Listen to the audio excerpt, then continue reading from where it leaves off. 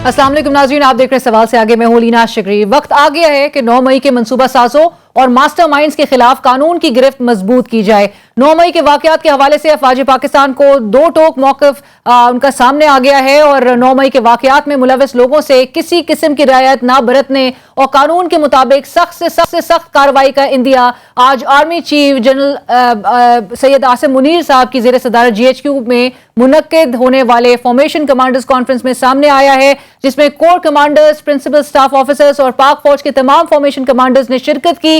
Army chief general Asim Munir का शुरकत से खिताब हुए कहना था कि पाकिस्तान की अवाम और मुसल्लह अफवाज का आपस में गहरा ताल्लुक है जो कौमी सलामती में मरकजी हैसियत रखता है। इंसानी हुकूक की खिलाफ वर्जियों और सियासी सरगर्मियों को रोकने के बेबुनियाद इल्जामात का मकसद अवाम को गुमराह करना और मुसल्लह अफवाज को बदनाम करके मजमूम सियासी मफादात का हुसूल है। मुल्क दुश्मन अनासिर और उनके हामी जाली और बेबुनियाद खबरों और प्रोपेगेंडे के जरिए माशरती तफरका और इंतशार पैदा करने की भरपूर कोशिश कर रहे हैं। आर्मी चीफ का मजीद कहना था कि बिगाड़ पैदा करने की और फर्जी इंसानी हुकूक की खिलाफ वर्जियों के पीछे पनाह लेने की तमाम तर कोशिशें बेसूद हैं। कॉन्फ्रेंस के शुरका ने इस अज़म का इजहार किया कि शोधा की यादगारों, जिना हाउस के बेहुरमती करने वालों और फौजी तनसीबात पर हमला करने वालों को पाकिस्तान आर्मी एक्ट और ऑफिशियल सीक्रेट एक्ट जो कि आईन पाकिस्तान के तहत है, इसके जरिए जल्द इंसाफ के कटहरे में लाकर कैफरे किरदार तक पहुंचाया जाएगा। नाज़रीन, आज की दूसरी अहम खबर, सुप्रीम कोर्ट में पंजाब में इंतखाबात की तारीख के फैसले के खिलाफ इलेक्शन कमीशन की नजरसानी दरख्वास्त में 3 रुकनी बेंच के अहम रिमार्क्स के तौर पर सामने आई और चीफ जस्टिस ऑफ पाकिस्तान ने बैरिस्टर अली जफर को रोज बुलाते हुए इस्तफसार किया कि सुप्रीम कोर्ट नजरसानी के नए कानून पर आपका क्या मौक़िफ़ है, जिस पर बैरिस्टर अली जफर का कहना था कि नजरसानी कानून आईन पाकिस्तान से मुतसादिब और प्रैक्टिस एंड प्रोसीजर कानून का तसलसल है। बैरिस्टर अली जफर का कहना था कि नजरसानी कानून की शेख 5 का इतलाक पंजाब इलेक्शन केस पर नहीं होता। उम्मीद है अदालत दोनों कवानीन को कलअदम करार देगी। जस्टिस मुनीब अख्तर ने इस मौके पर इस्तफसार किया कि क्या आप ये कहना चाहते हैं पंजाब इलेक्शन केस पुराने कानून के तहत सुना जाए, जिस पर अली जफर ने जवाब दिया कि जी, केस पुराने कानून के तहत सुना जाए। चीफ जस्टिस पाकिस्तान का कहना था कि 14 मई के इंतखाबात कराने का मामला कौमी मसला है। चीफ जस्टिस ने इस मौके पर इंतहाई अहम नुक्ता उठाते हुए रिमार्क्स दिए कि क्या 9 मई के वाकयात के बाद 8 अक्टूबर को इलेक्शन होंगे। चीफ जस्टिस का मजीद कहना था कि हमने इलेक्शन कमीशन के वकील से 8 अक्टूबर की तारीख पर पुरएतमाद होने के बारे में सवाल किया तो उन्होंने पुरएतमाद होने से इनकार किया। चीफ जस्टिस का मजीद कहना था कि आइन की खिलाफ वर्जी के क्या नताइज होंगे। आइन पाकिस्तान एक खूबसूरत दस्तावेज है। बैरिस्टर अली जफर ने अपने दलाइल जारी रखते हुए कहा कि 15 मई को मुझे महसूस हुआ आइन पाकिस्तान वफात पा चुका है। 2 सूबे जमहूरियत और अवामी नुमाइंदों से महरूम हैं। करोड़ों लोगों का कोई मुंतखब नुमाइंदा ही नहीं। मुझे लगता है आईन पाकिस्तान का कत्ल हो चुका है। हुकूमत 3-2 और 4-3 का खेल खेलती रही। चीफ जस्टिस ने रिमार्क्स दिए कि हुकूमत दरवाजों पर एहतजाज कर रही थी। क्या एहतजाज का मतलब इंसाफ के मामले में रुकावट डालना था? बैरिस्टर अली जफर का अपने दलाइल में मजीद कहना था कि सुप्रीम कोर्ट इस केस का फैसला करे। पार्लियामेंट से ये कानून 5 मिनट में बिना बहस करवाए मंजूर करवाया गया। अपील का हक आईनी तरमीम के जरिए मिलना चाहिए। कानून के जरिए अपील का हक मिलना आइन की खिलाफ वर्जी है। सेनेट में कानून पास करते हुए कहा कि आइन पामाल ना करें। अपील और नजरसानी से मुतालिक सुप्रीम कोर्ट के रूल्स बहुत वाज़ेह हैं। पंजाब में इलेक्शन के हवाले से साबिक सदर आसिफ अली जरदारी का अहम बयान भी आज ही के रोज सामने आया। साबिक सदर जनाब आसिफ अली जरदारी साहब का पीटीआई चेयरमैन पर तनकीद करते हुए कहना था कि ये 2 माह में इलेक्शन नहीं करा सकते, इलेक्शन तभी होंगे जब मैं करवाऊंगा। साबिक सदर का अपने कारकुनों से मजीद कहना था कि आपको सब्र का वो फल मिलेगा जिसका आपको अंदाजा ही नहीं, सारे दुख दर्द दूर हो जाएंगे। मईशत के हवाले से बात करते हुए साबिक सदर आसिफ अली जरदारी का कहना था कि मुल्क की मईशत को संभाल कर ज़र मुबादला के ज़खायर को 100 अरब डॉलर्स तक पहुंचाएंगे। साबिक सदर आसिफ अली जरदारी आजकल पीपल्स पार्टी में और पीपल्स पार्टी पंजाब में मजबूत उसको करने के लिए लाहौर में क़याम पजीर हैं, जहां वो जनूबी पंजाब समेत तहरीक इंसाफ को खैर बात कहने वाले मुख्तलिफ सियासी रहनुमाओं से मुलाकातें कर रहे हैं ताकि आने वाले इंतखाबात में पीपल्स पार्टी को पंजाब में माकूल नशिस्तों पर कामयाबी दिलवाकर वफाक में अपनी हुकूमत कायम की जा सके। काफ़ी मुतहरिक हैं और काफ़ी लॉबिंग भी जो है वो अपने साहबजादे के हवाले से इंप्रेशन यही नजर आ रहा है कि काफ़ी तेज़ हो चुकी हैं। और इसी तरह जहांगीर तरीन साहब की बात करें तो वो भी आने वाले इंतखाबात के हवाले से सियासी जोड़ तोड़ में मसरूफ हैं और इतलात के मुताबिक जहांगीर तरीन साहब ने अपनी सियासी पार्टी के क़याम के लिए तमाम सियासी اور قانونی مشاورت مکمل کر لی. اب سے کچھ دیر پہلے اون چودھری صاحب کا بھی بیان سامنے آیا جس میں انہوں نے کہا کہ جی نام بھی کو بھی حتمی شکل دے دی گئی ہے, فائنلائز ہو چکا ہے, اور کل وہ اپنی سیاسی جماعت کا اعلان کر رہے ہیں. دوسری جانب پی ٹی آئی کی مشکلات جوں کی توں ہیں, اور گو کہ پی ٹی آئی کے وائس چیئرمین شاہ محمود قریشی صاحب گزشتہ شب جب جیل سے رہائی کے بعد انہوں نے آج پاکستان تحریک انصاف کے چیئرمین سے ملاقات کرنے کی رہائش گاہ ان کی پہنچے, اور شاہ محمود قریشی صاحب نے پی ٹی آئی کے کارکنوں کو دلاسا دیتے ہوئے کہا کہ جماعت پر اس وقت اگرچہ مشکل وقت ضرور ہے لیکن آپ ہمت مت ہاریے. کہ کارکنان سے کہنا چاہتا ہوں مشکل وقت ہے, حوصلے میں رہیے, رات کٹ جائے گی. ہر غروب کے بعد ایک طلوع بھی ہوتی ہے, اس طلوع کا انتظار کیجیے. آج بھی مختلف جیلوں میں بے پناہ لوگ ایسے ہیں جو بالکل بے گناہ ہیں, ان کو رہا ہونا چاہیے. ہماری جو لیگل ٹیم ہے اس سے مشاورت کر کے ان کے کیسز کو ہم پرسو کریں تاکہ ان کو باعزت رہائی مل سکے. جہاں پاکستان تحریک انصاف اپنے کارکنوں کی رہائی کے حوالے سے فکر مند نظر آتی ہے اور ان کو ہر قیمت پر رہا کروانے کے لیے متحرک ہے, وہیں امریکہ بھی اپنے شہریوں کی حفاظت اور ان کو فیئر ٹرائل کا موقع فراہم کرنے کے لیے حکومت پاکستان کے ساتھ رابطے میں ہے. Citizen is arrested overseas, we stand ready to provide all appropriate assistance, and we expect Pakistani authorities to respect all fair trial guarantees owed to these detainees. We've been following the case of Khadija Shah and have asked Pakistani officials for consular access to her. I've previously said we always urge foreign governments to allow and follow consular notifications for procedures when American citizens are detained. Believe Ms. Shah is a dual national, and so we continue to engage directly with the government of Pakistan on this. اور ناظرین, army chief کی زیر صدارت formation commanders conference اور اس کے بعد جو press release سامنے آیا, اس حوالے سے گفتگو کرتے ہیں. ہمارے ساتھ ہمیں جوائن کریں لیفٹیننٹ جنرل ریٹائرڈ معین الدین حیدر صاحب, دفاعی تجزیہ کار ہیں. السلام علیکم جنرل صاحب, تھینک یو فار جوائننگ اس. جی وعلیکم السلام, thank you very much. General صاحب, سب سے پہلا سوال تو اسی آج کی جو پریس ریلیز آئی ہے فارمیشن کمانڈرز کانفرنس کی, بڑی اسٹرانگ بظاہر تو نظر آتی ہے, نظر آ رہا ہے senior brass they have the evidence against the master minds, against the planners, اور اب ان کے پیچھے جو ہے وہ جایا جائے گا اور یہ ڈیسائیڈ ہو گیا ہے. واٹس یور ریئیکشن آن دس سر؟ جی ہاں, یہ تو پہلے بھی مطلب پالیسی گورنمنٹ کی کلیئر تھی, جو آرمی چیف نے پہلے مطلب یہ کہا تھا آئی ایس پی آر نے, اور دوسرا اپنا ہمارے انٹیریئر منسٹر صاحب نے بہت کلیئر ورڈز میں کہا تھا کہ ان لوگوں کے خلاف جو انوالو ہیں آرمی کی تنصیبات پہ حملہ کرنے میں, تو ان کو پاکستان آرمی ایکٹ کے تحت ان پہ مقدمہ چلے گا. اور اب جو ہے اس کو ذرا اسکوپ کا انلاز کر دیا گیا ہے. انہوں نے کہا جن لوگوں نے ان کو انسائٹ کیا ہے, یا جو اس کے پیچھے ماسٹر مائنڈز ہیں, یا جو ان کو کہہ رہے تھے کہ آپ اس ٹارگٹ پہ جائیں اور یہاں پر حملہ کریں, تو وہ انہوں نے جیو فینسنگ کے ذریعے سے اور ویڈیو کی جو فوٹوگراف وغیرہ سے ان لوگوں کو راؤنڈ اپ کیا ہے. جن لوگوں کو پکڑا ہے ان کے انویسٹیگیشنز کر کے ان سے باقی نام لیے کہ کون کون لوگ تھے جو ان کے ساتھ شریک تھے. تو اب ان کے پاس کافی مطلب ایویڈنس بھی جمع ہو گیا ہے, اور ان کا خیال یہ ہے کہ یہ کوئی اسپونٹینیس ایکٹ نہیں تھا بائی پبلک, یہ پلان تھا. تو اب وہ کہتے ہیں کہ جو اس کے ہینڈلرز ہیں اور اس کے ماسٹر مائنڈز ہیں ان کو بھی ہم پکڑیں گے اور ان کے خلاف بھی مقدمہ چلے گا. رائٹ, بٹ جنرل صاحب آپ کو لگتا ہے اگر سینئر براس کی جو کلیکٹیو وزڈم ہے وہ یہ کہتی ہے کہ ناقابل تردید ایویڈنس موجود ہیں, اور اب جو ماسٹر مائنڈز اور پلانرز ہیں ان کے گرد جو ہے وہ گھیرا تنگ کیا جائے گا, یا قانون جو ہے وہ اپنی گرفت مضبوط کرے گا, تو اب چونکہ اب یہ بات کہہ دی گئی ہے, آپ کو لگتا ہے کہ جو ملٹری کورٹس ہیں اور جو جس طرح سے ٹرائل کرنے کی بات کی جا رہی ہے, ٹرائل کی گنجائش رہ جاتی ہے پیچھے؟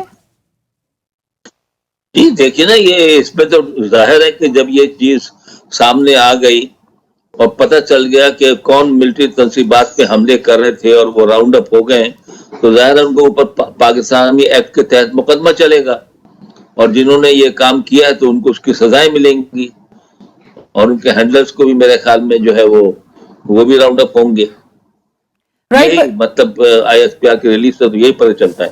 رائٹ, بٹ جنرل صاحب اس بات پہ بڑا اس کو کرٹیکلی بھی دیکھا جا رہا ہے کہ ورکرز جو ہیں وہ ایک پارٹی کے وہ جیل میں ہیں, وہ چارجز بھی فیس کر رہے ہیں, لیڈرز باہر ہیں, बेहतर ना होता कि मास्टरमाइंड्स और ये जो प्लानर्स हैं जिनके हवाले से हुकूमत क्योंकि बड़ी क्लियर है, उनकी स्टेटमेंट्स में शुरू दिन से नजर आ रहा है कि किसने किया है, कौन प्लानर्स हैं, कौन मास्टरमाइंड है, कौन अबेटर्स हैं, कौन फैसिलिटेटर्स हैं, तो बेहतर नहीं था कि पहले उनके पीछे जाया जाता? वर्कर्स तो at the end of the day workers ही भुगत रहा होता है। ये आपकी आवाज क्लियर नहीं है, लेकिन जो मैं समझ सका हूं, मैं रिपीट जो लोग पकड़े गए हैं और उनके बयानात हम स्टिकर देखते रहते हैं कि वो कहते हैं कि जी हमें किसने कहा था कि वहां पर जाओ, तो इस तरीके से उन्होंने स्कोप ऑफ इन्वेस्टिगेशन को एनलार्ज किया है और वो कहते हैं कि जो जिम्मेदारान हैं ये हमले कराने के या इंसाइट करने के या लोगों को ये टारगेट देने के, तो उनको भी राउंड अप किया जाएगा। लेकिन हम ये उम्मीद रखते हैं कि इसमें शफाफियत होगी और इसमें गैर जरूरी तौर पर जो है वो एहतियात की जाएगी, इसमें जो एविडेंस के साथ लोगों को जो है वो पकड़ा जाए जबकि श्योर हो जाए कि बाकी ये हैंडलर हैं या मास्टरमाइंड्स हैं, हम उम्मीद करते हैं। जनरल साहब, इस हवाले से और चूंकि मिलिट्री कोर्ट्स में ट्रायल के भी हवाले से हमेशा ह्यूमन राइट्स ऑर्गेनाइजेशंस हो चाहे वकला बरादरी हो, वो हमेशा से रिजर्वेशंस रखते नजर आए हैं। अभी भी कहा जा रहा है कि जी मुल्क में एटीसी जो एंटी टेररिस्ट कोर्ट्स हैं वो मौजूद हैं और उसके होते हुए सिविलियंस का मिलिट्री कोर्ट में ट्रायल नहीं हो सकता। आपकी इस पर राय क्या है सर? और आपको लगता है कि एक सिविलियन लीडर जो कि ग्लोबल फेम जिसको हासिल हो, उसको ग्लोबली मतलब इस ट्रायल के इस फेज को ग्लोबली एक्सेप्टेंस हासिल होगी? देखिए, मिलिट्री कोर्ट जाहिर है कि दुनिया में जो है वो बहुत पसंद नहीं किए जाते, लेकिन हर मुल्क की अपनी सोच होती है, अपने जो हालात जमीन पर होते हैं। अब आपको पता है टेररिस्ट के सिलसिले में भी मिलिट्री कोर्ट में ट्रायल उनका हुआ था, एंटी टेररिस्ट कोर्ट के अलावा, तो उस वक्त पाकिस्तान में एक्ट के तहत उन पर किया गया था। लेकिन उसी जमाने में एक अमेंडमेंट आई थी जिसके तहत कि जिनको मिलिट्री कोर्ट से सजा हो जाए तो उनको एक अपील का हक सिविल कोर्ट में दे दिया गया था कि हाई कोर्ट में वो इसके फैसला समझते हैं अगर गलत है या उसमें कोई गुंजाइश है रिवीजन की, तो वो हाई कोर्ट के अंदर जा सकते हैं। बाकी मिलिट्री कोर्ट में वकील भी ले जाने की इजाजत होती है, गवाही पेश करने की इजाजत होती है, अपना एविडेंस भी पेश करने की इजाजत होती है। तो मिलिट्री कोर्ट की कार्रवाई भी रिकॉर्ड पर होती है, वो हमेशा चेक हो सकती है कि वो सही अंदाज में एविडेंस के साथ मतलब किसी को जो है सजा दी गई है। सर, आपको लगता है कि अवाम भी इसको एज फेयर ट्रायल एक्सेप्ट करेंगे और उनमें एक्सेप्टेंस होगी? देखिए जी, बात ये मुल्क में जो हालात पैदा हो गए हैं इंतशार के और कन्फ्रंटेशन के पार्लियामेंट जुडिशरी के खिलाफ खड़ी है और कुछ लोग जो हैं वो फौज के खिलाफ बहुत गलत किस्म की पोस्टें फैला रहे हैं, फौज के और फौज की सीनियर कमांड के खिलाफ वो नफरत फैला रहे हैं, झूठी बातें फैला रहे हैं, तो इसको कहीं ना कहीं तो रोकना है ना, अदरवाइज तो मुल्क इंतशार का शिकार हो जाएगा। तो इनके साथ सख्ती से निपटना जरूरी है। बाकी जो वार्निंग इनको देते रहे हैं लेकिन उससे उन्हें सबक नहीं सीखा है और इनके मतलब के वो बढ़ते ही चले गए हैं इनके जो है इल्जामात, और वो इल्जामात जो हैं जो जिस किस्म के सोशल मीडिया पर चल रहे हैं वो बिल्कुल झूठे हैं और बहुत सी बातें उसमें सही नहीं है और ये प्रोपेगेंडा है जिससे इंतशार फैलता है। बिल्कुल। और ये जो तमाम जो अनासिर हैं जो कि मुलविस हैं 9 मई के वाकयात में, उनको कैफरे किरदार तक पहुंचाने की जरूरत है और ऐसे वाकयात में दोबारा कभी रूनुमा ना हो, इसको यकीनी बनाने की जरूरत है। बट जनरल साहब, आखिर में मुल्क जिस बहरान से गुजर रहा है और डिफरेंट महाज पे हमें चैलेंजेस का मुल्क जो है वो शिकार है, सामना है हमें चैलेंजेस का, ऐसे में आप क्या समझते हैं हल क्या होना चाहिए? आपको लगता है कि तमाम पावर स्ट्रक्चर के स्टेक होल्डर्स को साथ बैठना जरूरी है और मुल्क को एक सोल्यूशन के तहत जो है किसी बेहतरी की तरफ ले जाना जरूरी है? जी हाँ, यही जमहूरियत की रूह है और तमाम मसाइल डायलॉग से, अफवाम व तफहीम से, डिस्कशन से ही हल होते हैं। लेकिन एक वक्त में जबकि पीडीएम की हुकूमत चाह रही थी इमरान खान साहब से मुज़ाकरात करना, तो उस वक्त वो तैयार नहीं थे। He thought he is in too strong a position, को जरूरत नहीं है। अब वो डायलॉग के लिए कह रहे हैं तो पीडीएम तैयार नहीं है लेकिन इस तरीके से मसला हल नहीं होगा। दूसरी बात यह है कि एक इलेक्शन की डेट पर मुत्तफिक होना जरूरी है, कोई ज़ाब्ता इखलाक पर एग्री होना जरूरी है और ये पार्टियों में जो तोड़ फोड़ करके दूसरे पार्टियों में लोग जा रहे हैं, अपने लोगों को तोड़ के अपने साथ मिला रही हैं, तो ये तो कुछ जमहूरियत का अच्छा मतलब की रवायत नहीं हम कायम कर रहे। तो ये बातें हैं, मईशत के ऊपर बातचीत होनी है, ये बातें सारी अफवाम और तफहीम से और डायलॉग से हल हो सकती हैं, और इनको डायलॉग करना चाहिए और मौका देना चाहिए डायलॉग को आगे बढ़ने का, और मुतौर तरीके से नेक नियति से मुल्क के मफाद में अपनी अना को बाला ताक रखते हुए अगर हम बैठ के ये तमाम मसाइल का करें तो इसका अच्छा हल निकल सकता है। और असली हल जो इसका यही है कि साफ शफाफ इंतखाबात हो, उसमें एक मजबूत हुकूमत जो है हमारे वजूद में आए और वो मुल्क के मफाद में मजबूत फैसले उठाए, और ये जो फिजा है इबहम की गैर यकीनी फिजा खत्म हो।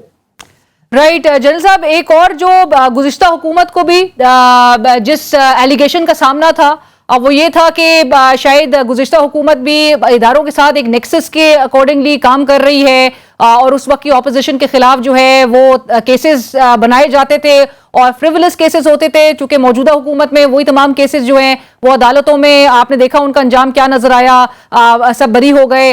और इस वक्त पाकिस्तान तहरीक इंसाफ की भी एलिगेशंस यही हैं, आपने देखा, और जो जिस तरह के पाकिस्तान तहरीक इंसाफ के चेयरमैन की जानिब से भी जो एलिगेशंस लगाए जा रहे थे, चाहे उनके असैसिनेशन अटेम्प्ट्स के भी मुतालिक जो वो इल्जामात आयद कर रहे थे सर्विंग ऑफिसर्स से भी मुतालिक, सो वो बड़े संगीन इल्जामात हैं। आपको लगता है कि ऐसी सूरत हाल में जहां पे आपने खुद जिक्र किया कि पार्टीज जो हैं उनके लोग छोड़ के नई पार्टीज तश्कील दी जा रही हैं, नए ग्रुप्स बन रहे हैं, पार्टी से लोग अलहदगी इख्तियार कर रहे हैं, this is all being done organically?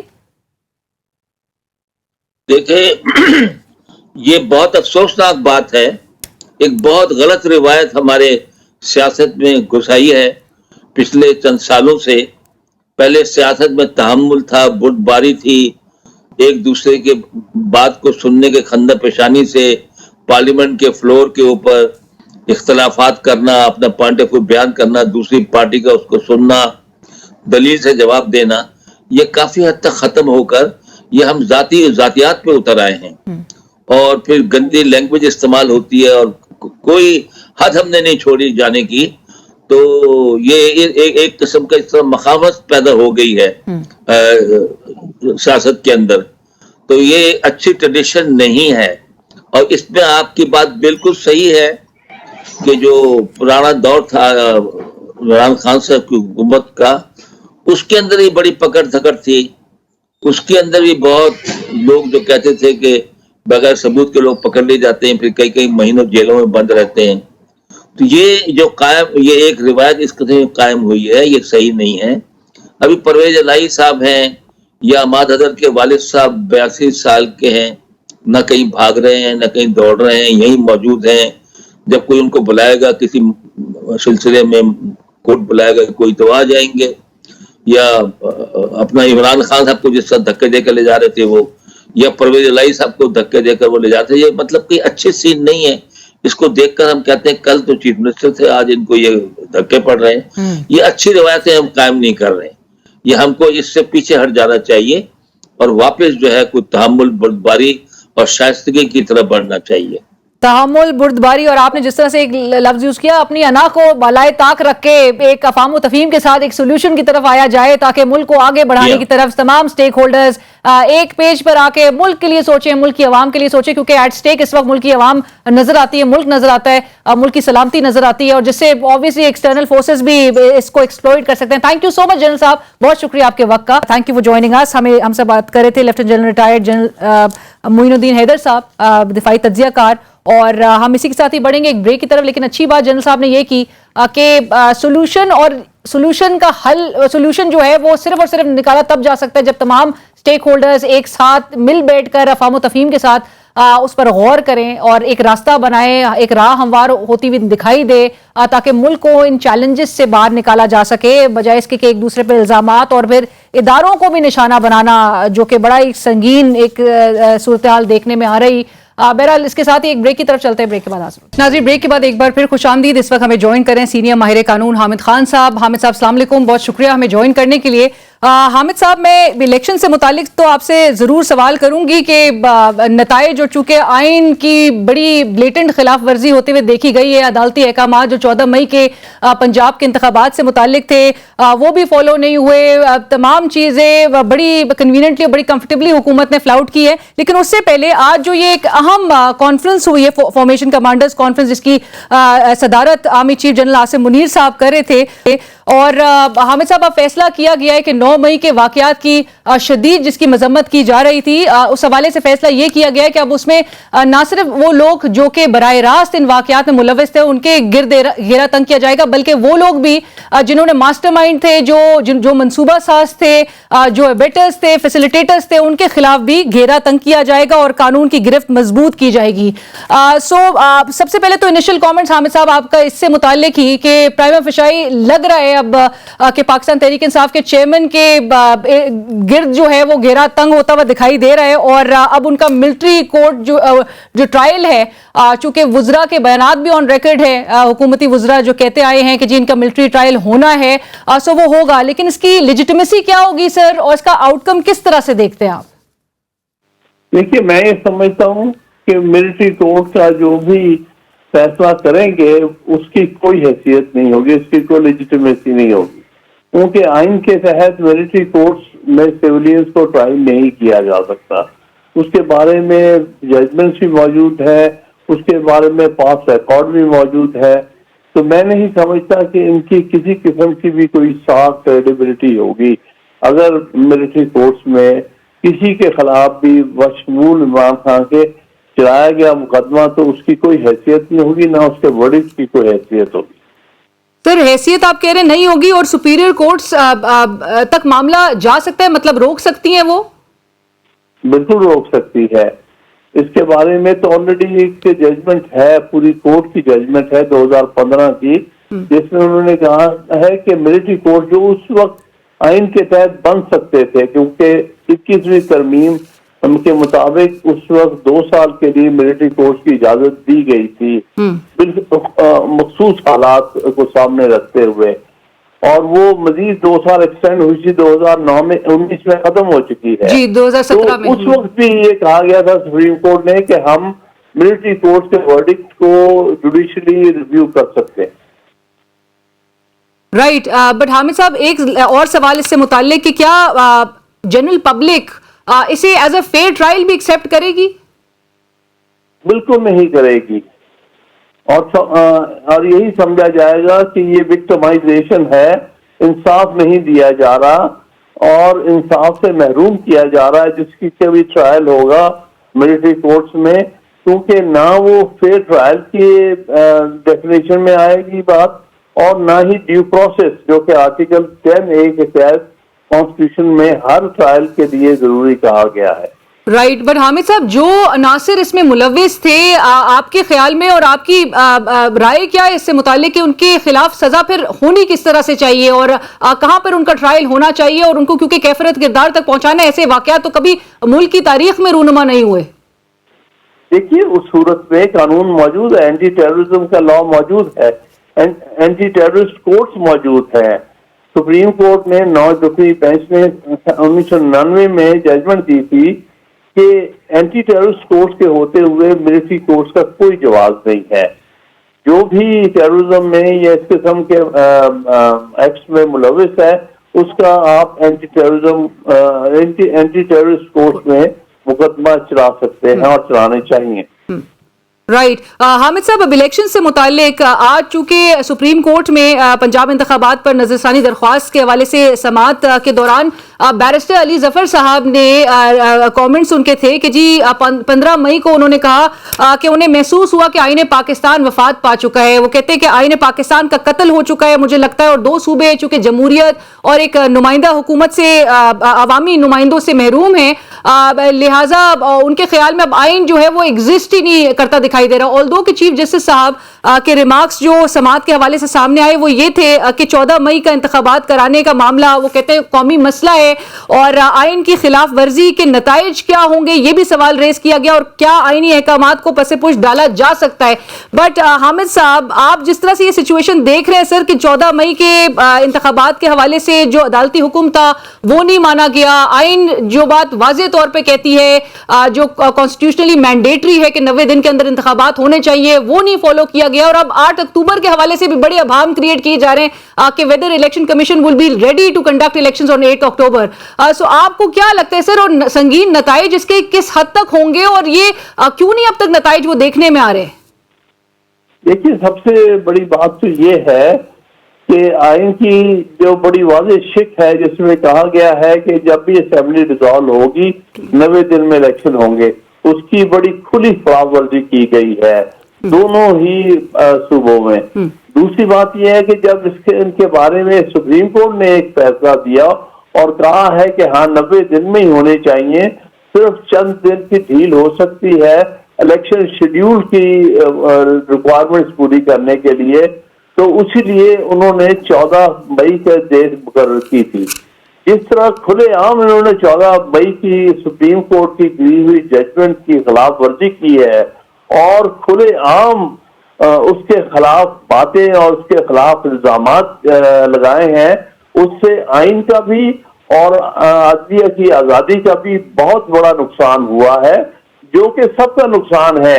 اگر یہ پی ڈی ایم والے سمجھ رہے ہیں کہ اس سے ان کو کوئی فائدہ ہوگا, یہ ان کی غلط فہمی ہے. جب بھی کانسٹیٹیوشن کی خلاف ورزی ہوگی, جب بھی عدالتوں کے فیصلوں کی خلاف ورزی ہوگی, اس کا نقصان سب کے لیے ہوگا.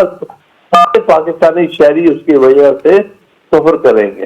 رائٹ حامد صاحب, آپ نے کہا کہ نقصان سب کا ہوگا, لیکن اب آپ کو یہ بھی لگتا ہے کہ یہ ایک بڑا ہی خطرناک پریسیڈنٹ بھی سیٹ ہو رہا ہے کیونکہ آئندہ آنے والی حکومتیں پھر اسی کو بیسس بنا کے ہمیشہ کورٹس کے آرڈرز فلاؤٹ ہوں گے, کانسٹیٹیوشن فلاؤٹ کیا جائے گا اور ایک ایسا دروازہ کھولا جا رہا ہے کہ جس کا جو کبھی نہ کوئی سیاسی جماعت یا کوئی سیاسی حکومت جمہوری حکومتیں بند نہ کر سکے.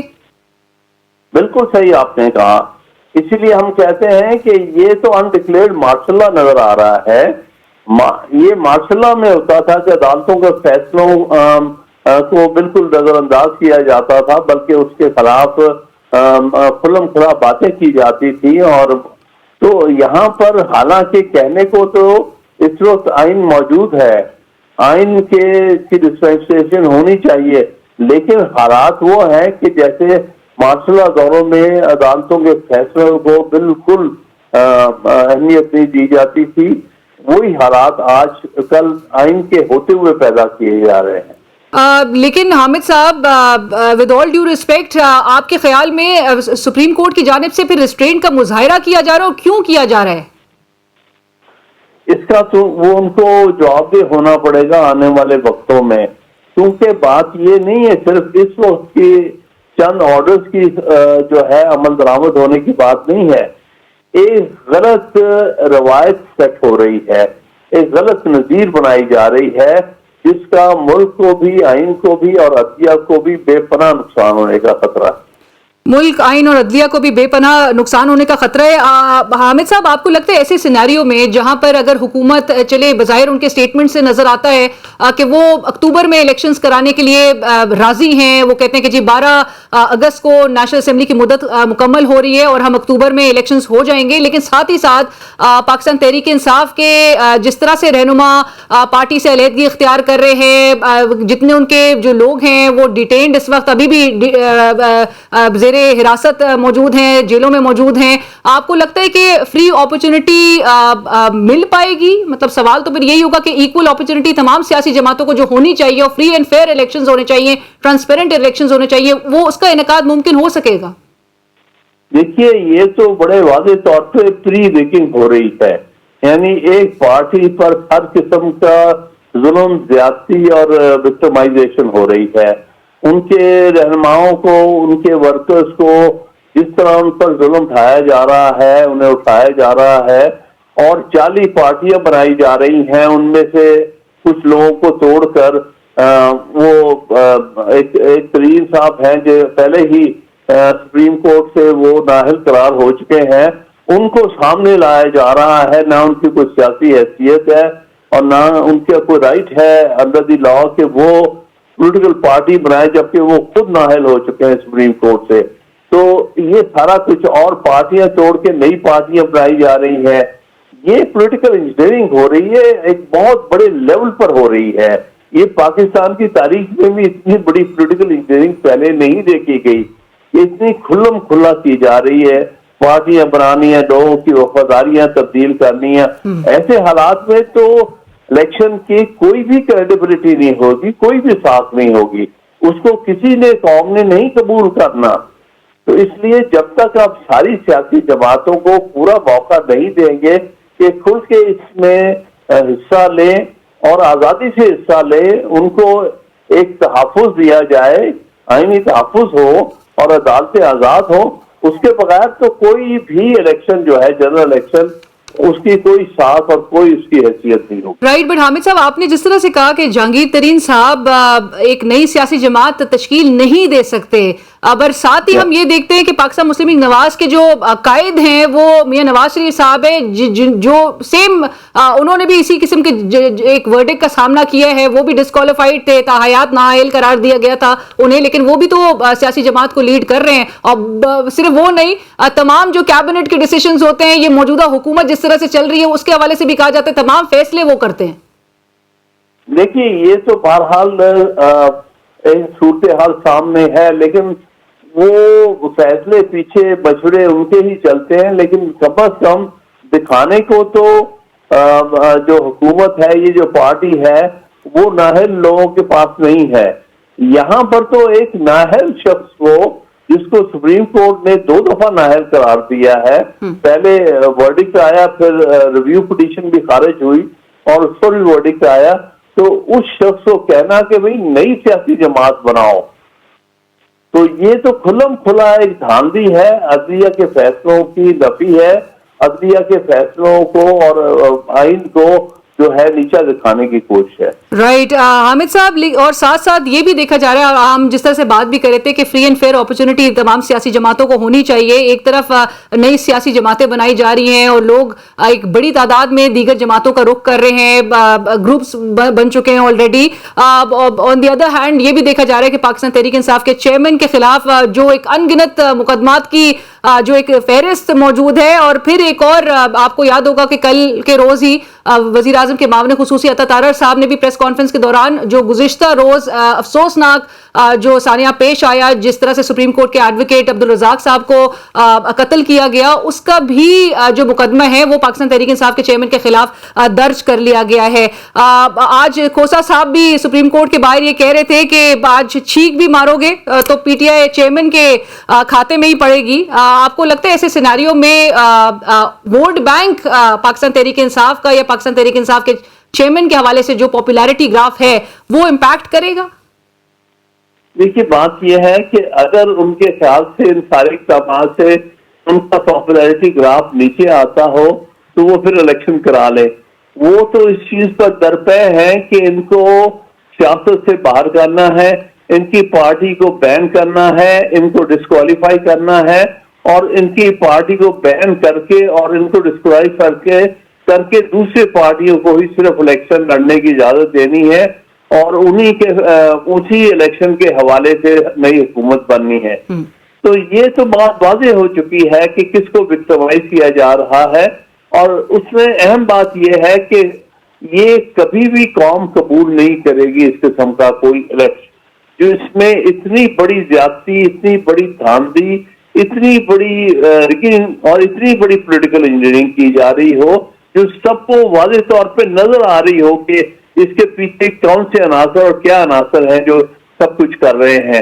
لہذا اس جنرل الیکشن کی اگر عمران خان صاحب کو اور پاکستان تحریک انصاف کو فیئر چانس نہیں دیا گیا الیکشن میں حصہ لینے کا اور الیکشن کو فیئر اینڈ فری نہیں کرایا گیا تو اس الیکشن کی کوئی حیثیت نہیں ہوگی.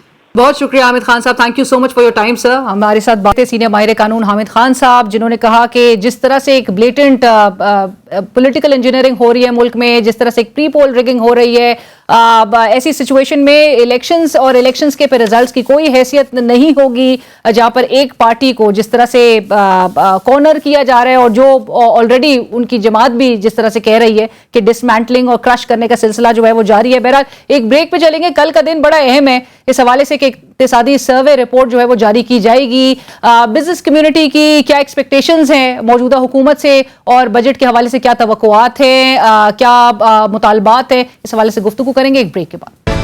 हाँ जी, ब्रेक के बाद एक बार फिर खुशामदीद। कल पीडीएम की इत्तेहादी हुकूमत अपना इकोनॉमिक सर्वे रिपोर्ट जो है वो पेश करने जा रही है और इकोनॉमिक सर्वे के खदोखाल के हवाले से बात करें तो हुकूमत का कहना है कि सैलाब और सियासी अदम इस्तेहकाम के बायस माशी ग्रोथ 0.3% तक रहेगी और जबकि महंगाई की शरह 29% तक रही।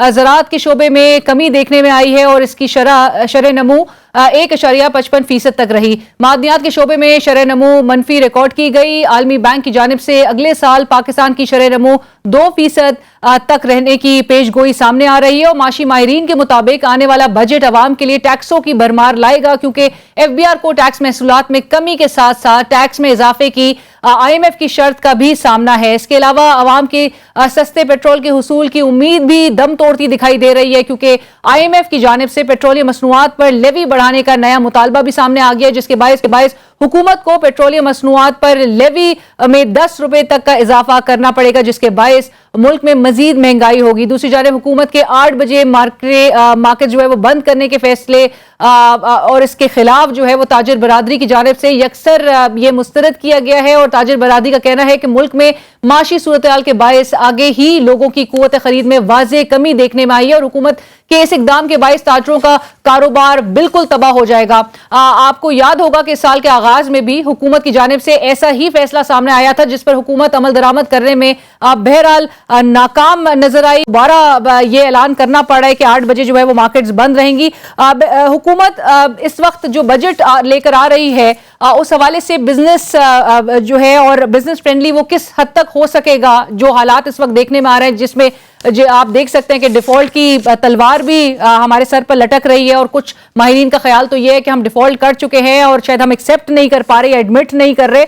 हम गुफ्तगू करेंगे। वेरी ऑनर्ड, हमें ज्वाइन करने इरफान इकबाल शेख साहब, president federation of Pakistan chambers of commerce industry. Irfan साहब अस्सलाम वालेकुम, बहुत शुक्रिया हमें ज्वाइन करने के लिए। इरफान साहब, पहला सवाल तो इससे मुतालिक सर कि आपको पता है हालात माशी इस वक्त सूरत हाल जो नजर आ रही है, मईशत जो है वो खतरनाक सूरत हाल पर खड़ी है। डॉलर की कदर में आप देख रहे हैं जिस तरह से रुपए के मुकाबले में इजाफा हुआ है और 110 रुपए तक महंगा होने की वजह से 40% तक महंगाई पिछले साल के मुकाबले में ज्यादा हुई है। पेट्रोल महंगा है सर, बिजली महंगी है, गैस महंगी है, आवाम की चीखें निकल चुकी हैं और ऐसी सूरत हाल में और जहां पर ऑलरेडी पैदावारी लागत को भी मद्देनजर रखते हुए 50% इंडस्ट्रीज भी बंद हो चुकी हैं, ऐसी सूरत हाल में बिजनेस फ्रेंडली बजट कैसे मुमकिन है सर? देखिए, पहली बात यह है कि एक जनरल बात करता हूँ, जब तक इस मुल्क में पॉलिटिकल स्टेबिलिटी नहीं आती, यहाँ पे इकोनॉमिक स्टेबिलिटी नहीं आ सकती। पहली बात तो ये। नंबर 2, जो सबसे जो अहम बात है कि आप ये देखें कि ना हमारा कोई प्रॉपर प्लान है, ना हमने उसको प्लान अभी तक अडॉप्ट किया है और ना हमें कोई डायरेक्शन ऐसी दे रही है गवर्नमेंट कि हम ये करेंगे और इसके बदले में इस तरह से चलाएंगे। तो किसी किस्म की कोई डायरेक्शन फिलहाल नजर नहीं आ रही। और हमारी मुलाकात हुई थी आज से तकरीबन 20 दिन पहले फाइनेंस मिनिस्टर साहब से और उन्होंने हमें ये यकीन दहानी कराई थी कि हम जो आपको बजट इस बार दे रहे हैं वो बिजनेस फ्रेंडली होगा और उसमें हम अब जो ना आपके टैक्सेस वगैरह और जो चीजें जो ना हम कोई नए टैक्स नहीं लगाएंगे। बट मुझे लगता है कि ये नहीं हो सकेगा, क्योंकि जो मौजूदा हालात है और आपने खुद बताया कि हम 0.3 पे है, 0.3% GDP ग्रोथ हमारी है और हम ये पिछले 6 साल पहले को 6 पे थे, 6 से डिक्रीज होते होते हम यहाँ पे आ गए। फिर हमारी जो इम्पोर्ट थी पिछली बार 22 जून में 80 बिलियन थी और हमारी एक्सपोर्ट जो है 31.8 बिलियन थी। अब 31.8 बिलियन से लगता है कि 26 और 27 के दरमियान होगी सर। एग्जैक्टली अगर 27 लगता है कि 27 बिलियन की करीब होगी। राइट सर, तो फिर ऐसी सूरत हाल में ऐसी जी बता रहा हूं कि ऐसी सूरत हाल में एक आप ये समझें कि हमें कोई रिलीफ मिल जाएगा, मुझे नहीं नजर आता। और सबसे बड़ी बात यह कि आपका रेवेन्यू जो था वो आप उसमें से 400 बिलियन आपका शॉर्ट है, तो आप कैसे उसको पूरा करेंगे और किस तरह से बिजनेस फ्रेंडली देंगे। और फिर सबसे जो बड़ा मसला है, आपके पास जो रिजर्व है वो रह गए हैं 4.5 बिलियन, और 4.5 बिलियन जो ना ये सिर्फ एक महीने के लिए होते हैं। आपकी इंपोर्ट्स जो है वो आपने डिक्रीज तो कर दी, आपने उनको कंट्रोल तो कर लिया, लेकिन 35% के करीब है जो आजकल आप इंपोर्ट्स कर रहे हैं। इंपोर्ट्स रोकने का फायदा तो हो गया कि आपने अपने जो आपने रोक लिए, सेक्टर डेट्स आपने थोड़े से कंट्रोल कर लिए और चीजें कर ली, लेकिन आपकी जो जितनी भी एक्सपोर्ट है वो सारी की सारी इंपोर्ट रिलेटेड आइटम उस पे है। तो वो जब आपकी चीजें पूरी इंपोर्ट नहीं होंगी तो आपकी जो होगी प्रोडक्शन उसमें कमी आ जाएगी और आपकी एक्सपोर्ट उस तरह से नहीं कर सकेंगे। देखिए 4 चीजें इस मुल्क को तब्दील कर सकते हैं, इस मुल्क की किस्मत। नंबर 1 कि ये है कि हमें लानी पड़ेगी इंडस्ट्रियल एक स्कीम लानी पड़ेगी, या इंडस्ट्रियल आप कह रहे हैं पैकेज देना पड़ेगा, क्योंकि इंडस्ट्री लगेगी तो आपकी एक्सपोर्ट बढ़ेगी, इंडस्ट्री लगेगी तो आपकी इंपोर्ट सब्सिट्यूशन होगी, इंडस्ट्री लगेगी तो आपका जॉब क्रिएशन होगी, जो सबसे बड़ा मसला इस मुल्क का और यहाँ पे प्रॉब्लम है। फिर सबसे बड़ा जो मसला है ये है कि हम एग्रीकल्चर पॉलिसी, हमारी एग्रीकल्चर पॉलिसी ने कोई फायदा नहीं हमें दिया। देखिए हमें उसमें रीडिजाइनिंग करनी पड़ेगी, क्योंकि ये वाहिद चीज है जिसमें हम 9 महीने के अंदर अंदर अपना तब्दीली ला सकते हैं, 9 महीने में अपने टारगेट को अचीव कर सकते हैं। अब तो पल्सेस तो हम इंपोर्ट कर रहे हैं, सोयाबीन हम इंपोर्ट कर रहे हैं और बेशुमार चीजें जो है ना हमारी इंपोर्ट हो रही है। हमारी कॉटन भी इंपोर्ट हो रही है, कॉटन जो हम पहले एक जमाने में 15 मिलियन बेल्स करते थे। इरफान साहब, 1 साल पहले आप इमेजिन कर रहे थे कि सिचुएशन इस नहज पर आ जाएगी? नहीं, बिल्कुल नहीं कर रहे थे, क्योंकि ये 1 साल के अंदर जिस तरह से ये अपना डाउन गई है और जिस तरह से इन्फ्लेशन बढ़ा है और जिस तरह से आप ये देखिए कि आपका इंटरेस्ट रेट जो ना 7% से 21% पे चला गया। आप कैसे कम्पीट करेंगे? आपका चाइना साथ है 2.83 पे, आपका इंडिया है 6.5 पे, आपका बांग्लादेश है 6 पे, आप 21 पे है कार्बन रेट आपका।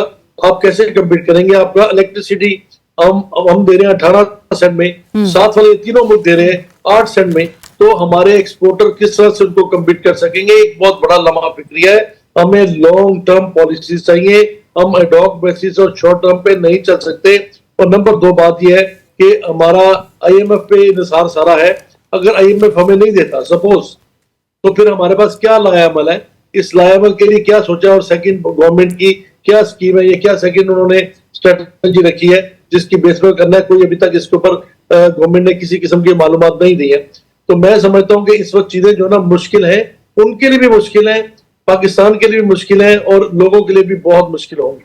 राइट इरफान साहब, लेकिन साथ साथ जो एक ये इंप्रेशन दिया जाता है और इवन हुकूमत की जानिब से अब तो कैसर अहमद शेख साहब भी कहते हैं कि जी अमीरों को जिस तरह से रियायत दी गई, एग्जेम्पशंस दी जाती हैं, एमनेस्टीज दी जाती हैं बिजनेसमैन को, ये हमेशा से इस पर क्रिटिसाइज भी किया जाता है और सवाल फिर ये किया जाता है कि बिजनेस कम्युनिटी क्या कंट्रीब्यूट कर रही है इस मईशत में और इस बैठती हुई मईशत में। आप चूंकि तमाम चेंबर्स को लीड कर रहे हैं सर, आप फेडरेशन के जो है वो सदर हैं, एपेक्स बॉडी हैं, क्या कंट्रीब्यूट किया है फेडरेशन ने सर?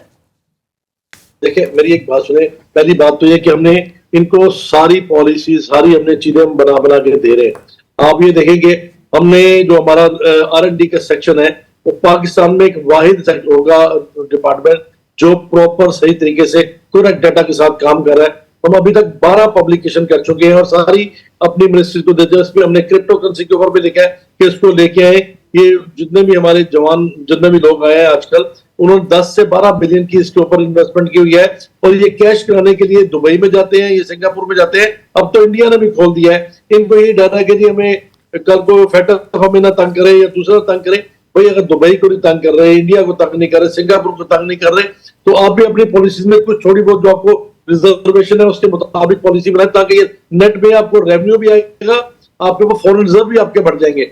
और ये चीजें उनको समझ नहीं आ रही, हमने इसको बना के उनको दे दिया है, हमने तो इसकी प्रेजेंटेशन भी दे दी है। सो सर आपने कहा कुछ माह पहले आपने सजेशंस भी दी, आपने प्रेजेंटेशंस भी दी और ये करना नहीं चाह रहे। आप करना नहीं चाह रहे को पॉलिटिकल इंस्टेबिलिटी से तो नहीं कनेक्ट कर सकते? देखिए मैं आपको एक बात बताऊं, इस वक्त हम ये कहें कि जी गवर्नमेंट बहुत अच्छे उसमें है और वो सारी चीजें कर सकेगी, तो ये सिनेरियो भी नहीं है। गवर्नमेंट के लिए मुश्किलात है, क्योंकि पिछले एक साल से जिस तरह से चीजें होती गई और डीवैल्यूएशन को हम कंट्रोल नहीं कर सके। आपको पता है कि डॉलर 300 से तो ऊपर जा चुका है बिल्कुल। और ये रुक नहीं रहा, और इसका कोई पता नहीं है 400 तक चल जाए, 500 तक चल जाए, क्योंकि इसकी कोई लिमिट, कोई डायरेक्शन हमें नजर नहीं आ रही कि किस तरह से रोक पाएंगे। सर, अगर मईशत को मजबूत करना है, रेमिटेंसेस बढ़ानी है, एक्सपोर्ट्स बढ़ानी है, आप जो जिक्र भी कर रहे थे, एफडीआई अगर मुल्क में लेकर आनी है, तो इसके लिए तो आपको अपनी करेंसी को मजबूत करना पड़ेगा। और उसके लिए सोल्यूशंस फिर क्या रह जाती हैं इन हालात में? देखिए, उसके लिए देखिए सबसे पहले तो आप अपनी करेंसी को स्ट्रॉन्ग करें, और वो कम से कम किसी चीज पर तो उसको ठहराए ना, ताकि अगर कोई एफडीआई लेके आएगा तो मुझे बताया उसको क्या गारंटी है कि वो आज 300 रुपए में लेके आ रहा है और कल ये 500 का हो जाएगा, तो जो प्रॉफिट उसने 20 या 25% यहाँ से कमाया, वो तो उससे ज्यादा उसकी डिवैल्यूएशन हो गई, तो वो क्यों करेगा? यहाँ पे कोई नहीं आएगा, मेरी बात याद रखिए। इसलिए मैं कहता हूँ कि इनको फौरी तौर पे 2 काम करने पड़ेंगे कि इनको जितने भी ओवरसीज पाकिस्तानी है उसके लिए एक नई पॉलिसी बनानी पड़ेगी, और वो इंसेंटिवाइज्ड पॉलिसी होगी जिसमें उनको मुख्तलिफ किस्म इंसेंटिव दिए जाएंगे ताकि वो पाकिस्तान में पैसे लेके आए और यहाँ पे लगाएं और ओवरसीज अपना कर सके। This is the only fastest way. Number 2, हमें अपने आईटी को प्रमोट करना पड़ेगा। आईटी एक्चुअली हमारी ये है कि आईटी के ऊपर आपकी कोई इन्वेस्टमेंट नहीं होती, उसमें सिर्फ ह्यूमन रिसोर्सेज इस्तेमाल होते हैं, और आपका जो साथ वाला हमसाया मुल्क तकरीबन कोई 178 बिलियन की उनका टारगेट है, और 160 बिलियन से ऊपर वो एक्सपोर्ट कर चुका है इस वक्त तक, और मेरा अपना ख्याल है कि 170 से ऊपर अपना कर जाएंगे एक्सपोर्ट सिर्फ आईटी में, जिसमें हम 2.85% है। ना कोई ह्यूमन रिसोर्सेज हमसे बेहतर है, ना कोई अपना उसमें, सिर्फ उनकी डायरेक्शन बहुत अच्छी है और उन्हें उस डायरेक्शन में लाला हुआ है, जिसकी वजह से वो आगे निकल गया है। और मेरी अब यही राय सबको है, गवर्नमेंट को भी, कि खुदा के लिए आईटी के ऊपर काम करे, एग्रीकल्चर के ऊपर काम करे। एग्रीकल्चर के लिए हमें देखिए, जैसे हमने रियल एस्टेट के लिए इन्वेस्टमेंट, हमने एक ट्रस्ट बनाया था और उसका फायदा भी हुआ हमें, तो मैं समझता हूँ एग्रीकल्चर के लिए भी आपको इन्वेस्टमेंट ट्रस्ट बनाना चाहिए, ताकि जितने भी छोटे छोटे हमारे जो 83% के किसान हैं, जिनके पास ना वसाइल है, ना टेक्नोलॉजी है, ना मशीनरी है, उनको आप कम से कम ये सारी चीजें प्रोवाइड कर सके, और कॉर्पोरेट अपना फार्मिंग में आप जाएं ताकि आप उसकी बेहतर यील्ड ले सकें। एब्सोल्युटली। तो 35 मन के करीब लेने कर दो, और हमसाया मुल्क 70 मन ले रहा है। बिल्कुल ठीक है सर, और अब आप जिस तरह से कह रहे हैं, राइट पॉलिसीज और पॉलिसीज का तसलसल बड़ा जरूरी है। Thank you so much Irfan साहब, बहुत शुक्रिया हमें ज्वाइन करने। इरफान इकबाल शेख साहब, सदर federation of Pakistan chambers of commerce industry, हमसे बात करते हैं, जिन्होंने कहा कि मंथ्स बैक भी सजेशंस दी जाती हैं, प्रपोजल्स दिए जाते हैं गवर्नमेंट को, प्रेजेंटेशंस दी जाती हैं, अब बताया जाता है कि कौन सी डायरेक्शन अडॉप्ट करनी है जिससे मईशत को आप आगे लेकर बढ़ सकते हैं, मुल्क को आगे बढ़ा सकते हैं, लेकिन जब इंप्लीमेंटेशन नहीं नजर आती तो फिर ये कसूर किसका है? प्रोग्राम की टीम अलीना शिकरी को इजाजत दीजिए, अल्लाह हाफिज।